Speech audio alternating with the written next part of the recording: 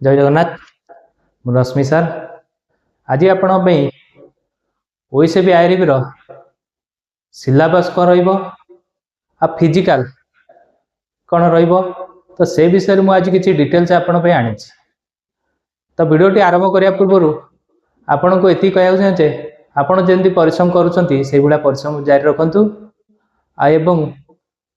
23/9 जो आसी वैकेंसी को आपण जमती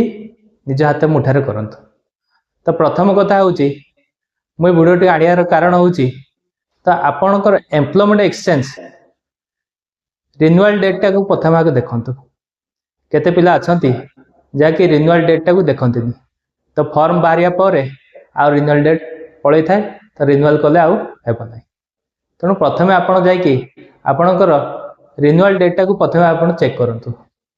तो चेक कला परे जदि आपणकर डेट थी तो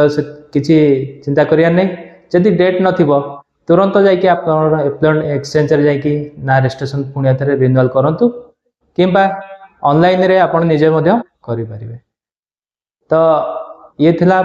बहुत माने इम्पोर्टेंट कथा तो या विषय आप निश्चित भाव में जाकि घरे जाकि निश्चित चेक करूँ। द्वितीय कथा हूँ फिजिकल प्रथम आसो ना रिटिन प्रथम आसो रिटिन प्रथम आसो तो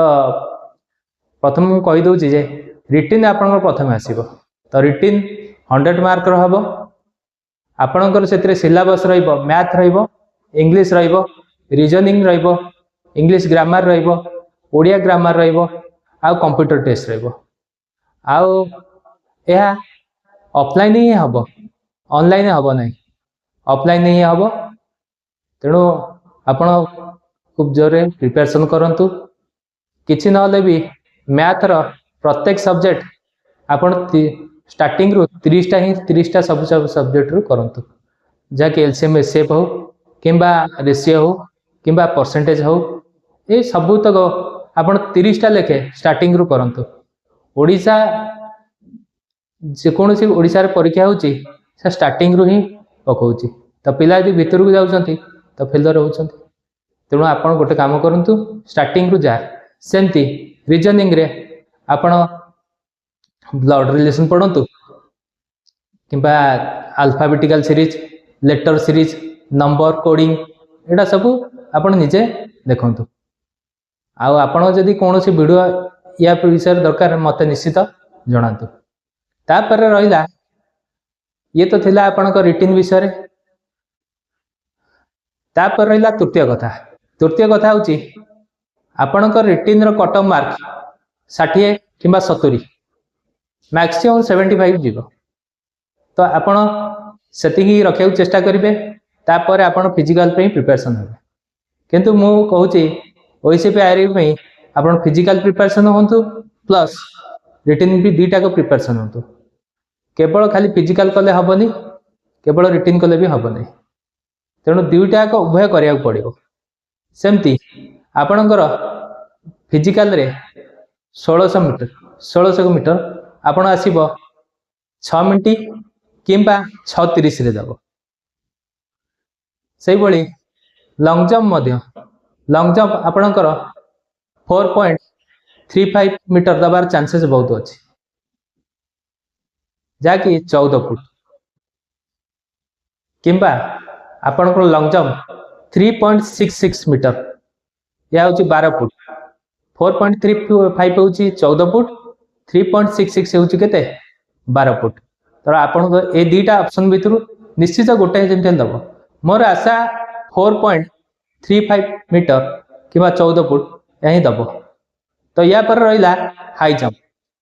जंप होची शॉर्ट इवेंट ये भी भारी गुरुत्वपूर्ण लॉन्ग जंप हाई जंप ए दुईटा बहुत गुरुत्वपूर्ण रनिंग तो समस्ते करदे मोर आशा किंतु ए दुईटा शॉर्ट इवेंट करियाटा टी कष्ट। तो ये तो थिला लॉन्ग जंप या पर रहिला हाई जंप तो हाई जंप आपणकर 1.38 मीटर हाई जंप नब तो ये होची 1.38 होची 4 फुट किंबा 1.50 मीटर यह होची 4.5 फुट तो 4 फुट आपण को 3 थर चांस दब 4.5 है गोटे थर चांस दब। तो ये तो थिला हाई जंप लंग जंप ये दुटा इवेंट किंतु बहुत टे कष्ट यहाँ सर्ट इवेंट सीना किंतु बहुत गुरुत्वपूर्ण या किंतु रनिंग तो समस्ते करदे किंतु ये सर्ट इवेंट कला टे कष्ट माने क्रिटिकल लगे किंतु करी हम किसी असुविधा नहीं प्रैक्टिस करंतु हो परिबो। तो जदि आपण को ये सर्ट इवेंट सब कष्ट आछि तो आमर मु हाई जंप विषय में छाड़ी आइस एथलेटिक यहाँ आपण आई बटम रे यहाँ आप देखिपारे तो ये भिडियो मुझे आई बटन में रखी आप निश्चित ये भिडियो को सर्च कर देखिपारे केमी हाई जंप मरा जाए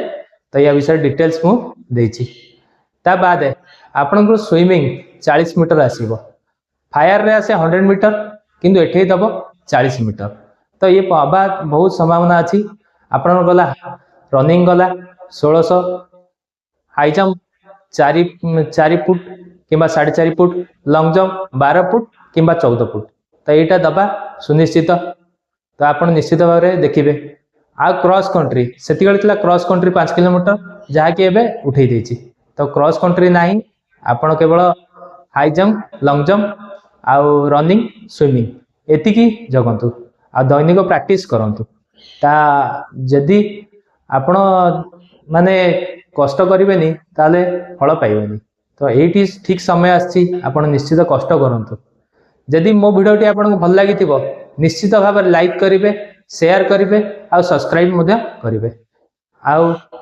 आपण जदि कौन वीडियो चाहते तो निश्चित मत कमेंट माध्यम जनइबे। तो आपण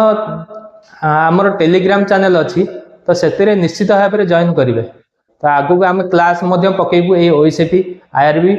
या निश्चित भाव में क्लास पकेबू तो आपण भी जनातु आपण को क्लास दरकार ए निश्चित आम चेष्टा करूँ जे ना हम पकेबू बोली तो आप पढ़ापढ़ी करंतु आउ फिजिकल भी करंतु तो दुईटा को उभय कले आप निश्चित सक्सेस पाइबे। तो मुझे आज ये रखिली। जय जगन्नाथ।